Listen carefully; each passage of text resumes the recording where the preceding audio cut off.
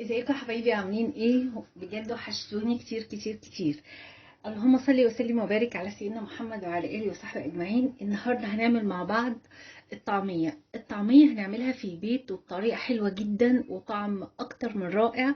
بجد عارفين اغلى مطاعم ممكن تشتروا منها الطعميه دي كمان احلى منها.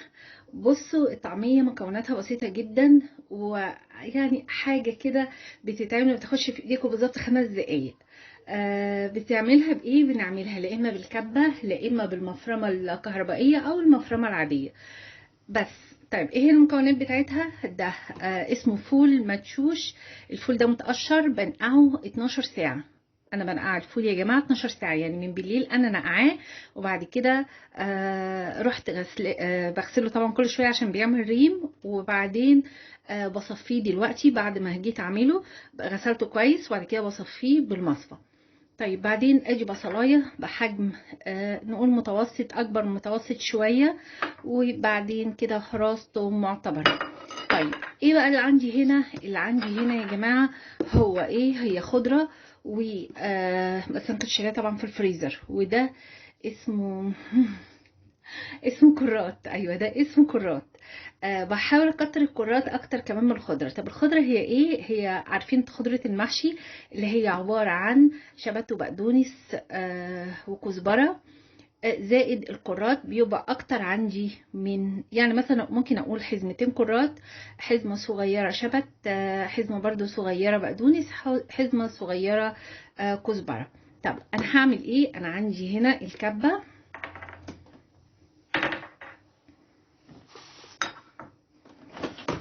عندي الكبة، بروح جايبة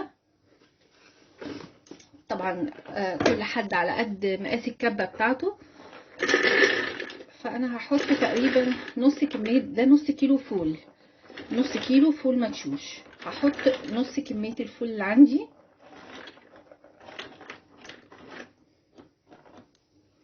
ونص كمية من كل حاجة، يعني نص كمية الخضرة. كمية الخضرة اللي عندي هحط النص بتاعها تقريبا. ممكن تكون عندي الكبة أقل من كده، يعني حطي اللي على قد المقاس بتاع الكبة بتاعتي. احسن حاجه في الخضره يا جماعه عشان تبقى تحت ايديكم على طول ان انتوا تجيبوها وتغسلوها وتروحوا حاطينها في الفريزر، بتطلع لكم بتبقى هي يعني ما بتفرقش كتير عن الطازه. طبعا الطازه اكيد احسن، بس انا بقول لكم عشان تبقى تحت ايديكم بس.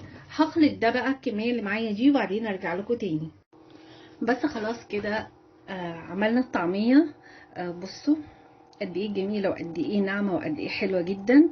وعلى فكره احنا ولا حاطين عليها ولا نقطه ميه، هي يدوبك بس عملناها بالكبه وخلاص.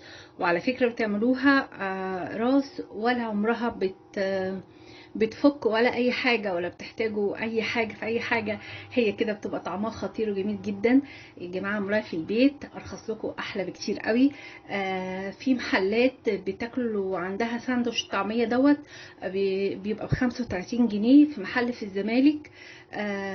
مشهور قوي جدا باكل الطعميه بتاعته. هي اللي ما تفرقش حاجه عن الطعميه اللي احنا عملناها ديت. هي كل الموضوع انها ايه؟ بيحط عليها كمان شويه حاجات. مثلا انتوا ممكن وانتوا هتقرصوا الطعميه بتكونوا مقطعين عليها زيتون، اسمه ايه ليمون مخلل، الفلفل المخلل، طماطمية صغيرة كده، وتحبوا شوية تحابيش كده، هتقبلكوا طعمها في منتهى الجمال وفي منتهى الروعة.